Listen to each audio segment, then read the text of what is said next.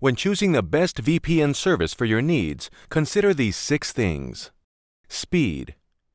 Using a VPN can slow down your connection, so it is always important to check if the VPN provider has servers near you. Also, look for a VPN that offers unlimited bandwidth data and an option to switch between UDP and TCP protocols. Logs and jurisdiction. If you care about privacy, then choose a no-logs VPN.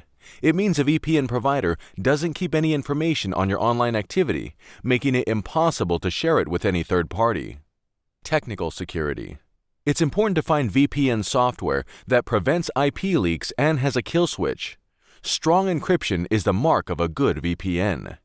Number of simultaneous connections.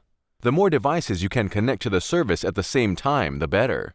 Most of the VPN providers offer up to 5 connections. NordVPN currently offers 6 devices, protecting your whole household. Servers where you want them. Look for VPN servers in the countries you want to connect to. A wide choice in one country will let you choose the server nearest to you or the least crowded for better speed.